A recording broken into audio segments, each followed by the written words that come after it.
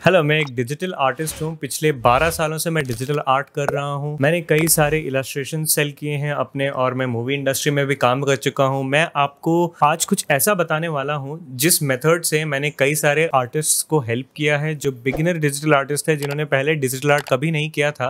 वो भी अपने NFTs बनाकर सेल कर चुके हैं। मेरे स्टूडेंट्स हैं ये सारे, और आप उनका आर्ट देख सकते हो। जो मेथड मैं उनको सिखाता हूँ उसी को मैं आपको इलैबोरेट तरीके से इस वीडियो में एक्सप्लेन करने वाला हूं। अगर आप एक बिगिनर आर्टिस्ट हैं और अपना आर्ट इंप्रूव करना चाहते हैं तो डेफिनेटली ये वीडियो को एंड तक ज़रूर देखना। हाँ, ऑफ कोर्स प्रैक्टिस करो और बहुत सारा टाइम स्पेंड करो। ऐसी फालतू का ज्ञान मैं नहीं दूंगा। मैं आपको बताने वाला हूँ exact things that you need to learn. आप किसी भी सोर्सेज से सीख सकते हैं, बट क्या सीखना है ये जानना आपके लिए ज़रूरी है। सो make sure you watch this video till the end. So art अपना अच्छा करने के लिए सबसे ज़रूरी जो चीज़ आपको जानना है वो है आर्ट का ग्रामर। यानी कि जैसे अगर कोई लैंग्वेज आप सीखते हो तो इंग्लिश, हिंदी, उन सब की आप ग्रामर समझते हो, देन आप सेंटेंसेस लिख सकते हो, पैराग्राफ्स लिख सकते हो, कहानियां बना सकते हो। ग्रामर उसका सेम रहता है। उसी तरह अगर आर्ट सीखना चाहते हो आप, तो आपको आर्ट का ग्रामर समझना है। आर्ट का ग्रामर क्या होता है? We call them the art fundamentals. अब आर्ट फंडामेंटल्स कितने तरह के होते हैं? बेसिक होते हैं 7। इन 7 आर्ट फंडामेंटल्स के अलावा अंत में मैं एक बोनस टिप देने वाला हूं, और ये ऐसी चीज है जो ऑनलाइन कोर्सेज में आपको नहीं मिलती। So stay tune till the end. सबसे पहले शुरुआत करते हैं लाइन्स से। लाइंस बेसिकली स्ट्रेट लाइंस हो सकती हैं, कर्व्ड लाइंस हो सकती हैं, डैश लाइंस हो सकती हैं, क्रॉस हैच हो सकता है। ये सारी चीज़ों का प्रैक्टिस और अंडरस्टैंडिंग आपके लिए काफ़ी ज़्यादा ज़रूरी है। मैं इस वीडियो में आपको सारी कॉन्सेप्ट्स बताने वाला हूँ। भले इन सबको एक्सप्लेन करने के लिए, एलैबोरेट करने के लिए काफ़ी सारा टाइम लगेगा। जानना आपके लिए ये ज़रूरी है कि आपको सीखना क्या है। सो go with the flow with me. The second thing is when you combine these lines, आपको जो मिलता है उसे कहते हैं shapes. आप ये चीज़ें बहुत सिंपल मान सकते हो, बट आपको यकीन नहीं होगा कि अगर आप शेप्स को अच्छे से समझ लें तो आपका कॉम्पोजिशन एक आर्टवर्क के अंदर कितना अच्छा हो सकता है। किस तरह से शेप्स को बैलेंस करते हैं, किस तरह से शेप्स को आइडेंटिफाई करते हैं, कहाँ लाइटिंग शेप्स बन रही हैं, कहाँ शैडो शेप्स बन रही हैं, ये चीज़ों को देखने के लिए अपने आँख को आपको ट्रेन करना पड़ेगा। The third thing is forms. Now, forms are basically 3-dimensional objects. अगर आप किसी शेप को देख रहे हैं, उसे आप 2 dimensions पेपर पर बनाते हैं, लेकिन एक्चुअल में अगर एक स्पीयर हो गया या कोन हो गया या सिलेंडर हो गया, ये सारी चीज़ें 3-dimensional स्पेस में एग्जिस्ट करती हैं। Let me take a step back. ये सब सीखने का मतलब ही क्या है? ये तो काफ़ी बेसिक सी चीज़ों के बारे में बात कर रहा हूँ मैं।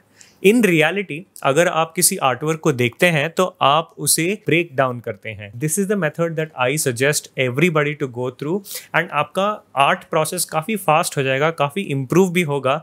ये जो 3 बेसिक्स मैंने बताई, इनको लेकर आप आगे के जो बेसिक्स हैं उनको अप्लाई जब करोगे तो आपका आर्टवर्क हमेशा ही 100% गारंटीड अच्छा बन के आएगा। आपकी ग्रोथ सबसे ज़्यादा जिस चीज़ से होने वाली है उसके बारे में मैं एंड में एक बोनस टिप देने वाला हूँ। सो make sure that you stay till the end. कि यहाँ तक जो आप करोगे उससे आपका स्ट्रक्चर तो बन जाएगा, बट उसमें पॉलिश और निखार और डिटेल जो है आगे की चीजों की वजह से आने वाला है। So break it down, bid it. This is the technique that I talk to my students about, कि आपको किसी भी चीज को बड़े से छोटे की तरफ मूव करना है। You have to make the big lines, you have to make the big shapes, you have to make the big forms. उसके बाद नेक्स्ट स्टेप पे आप मूव करोगे, medium lines, medium shapes and medium forms पर move करोगे, and finally आप आओगे small lines, small shapes and small forms पर।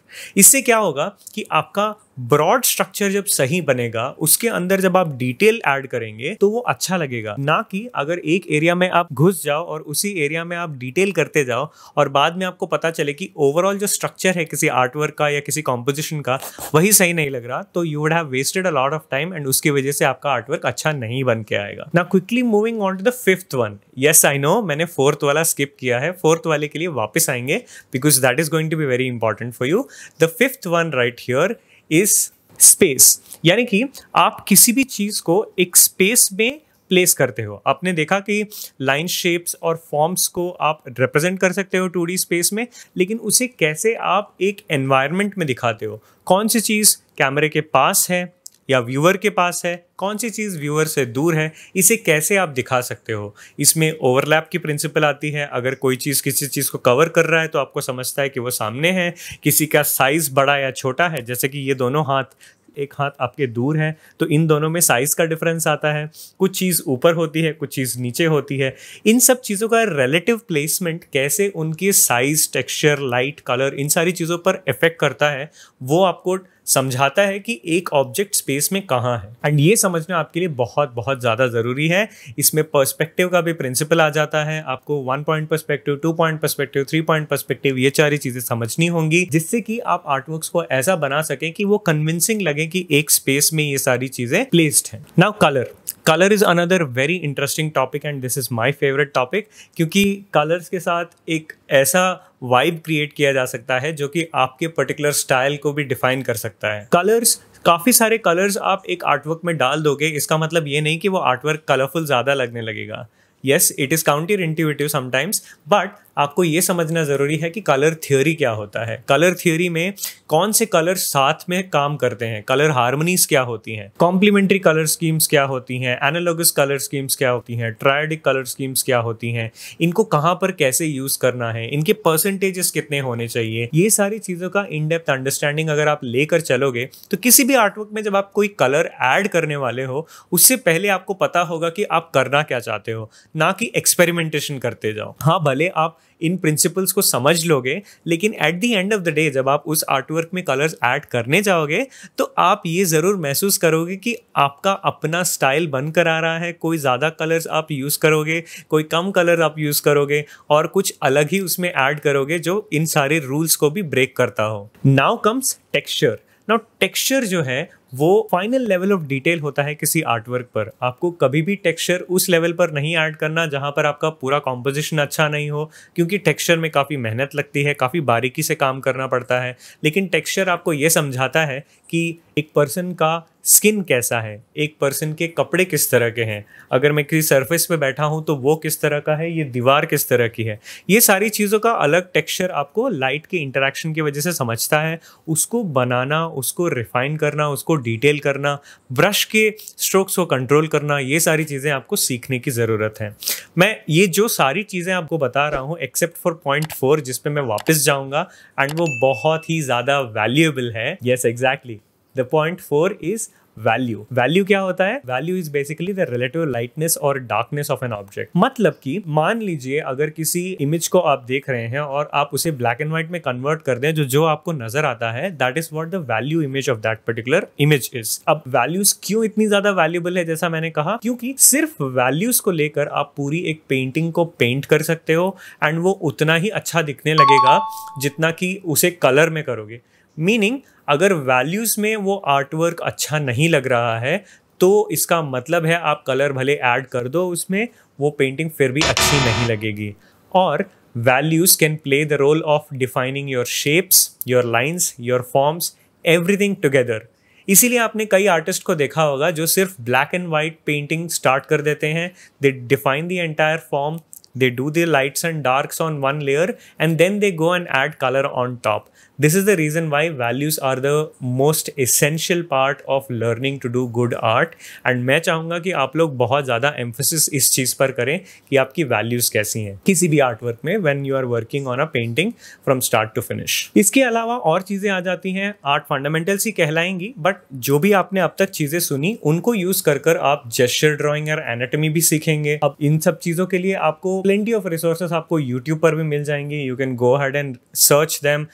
एक पर्टिकुलर टॉपिक को पकड़िए, एक एक पॉइंटर को पकड़कर सर्च करिए, उनको जाकर इन डेप्थ जितनी रिसोर्सेज आपको मिल सकें वो स्टडी करिए।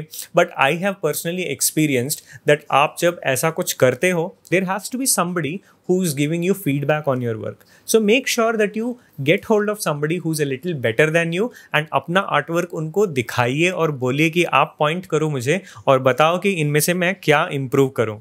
And ask very specific things. Whenever you are asking for feedback, make sure that you are asking, आप मेरे कलर पर कमेंट कर सकते हैं, आप मेरे स्ट्रक्चर पर कमेंट कर सकते हैं, लाइंस पर, कॉम्पोजिशन पर, या किसी भी पर्टिकुलर एस्पेक्ट जो आप इम्प्रूव करना चाहते हैं उस पर कमेंट करने को उनको कहिए।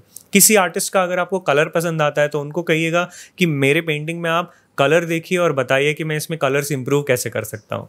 उस तरह से आपको बहुत पॉइंटेड फीडबैक मिलेगा। Don't just send an image and से बताइए मेरा आर्टवर्क कैसा है। You know what I mean? I have seen a lot of people do this on Instagram with me and I urge you to not do that. Now ये सारी principles को लेकर आप कुछ अपना नया भी क्रिएट कर सकते हो, which is basically a character concept बना सकते हो, एक लैंडस्केप क्रिएट कर सकते हो, एक मैट पेंटिंग बना सकते हो और प्रॉबली प्रॉपर्टीज क्रिएट कर सकते हो किसी गेम के लिए। इसके लिए आपको लगती है creativity. And how can you get creative, इस बारे में बात करेंगे अगले वीडियो में। So make sure that you subscribe to the channel, go ahead, give this video a like अगर इसमें कुछ वैल्यू मिला हो आपको, and I will bring more content for you like this. Go ahead and type in the comments below कि और आप क्या सीखना चाहते हैं। Until next time, take care, stay safe. Like I always say, stay strong and keep creating. Bye bye. Take care. Have a good day.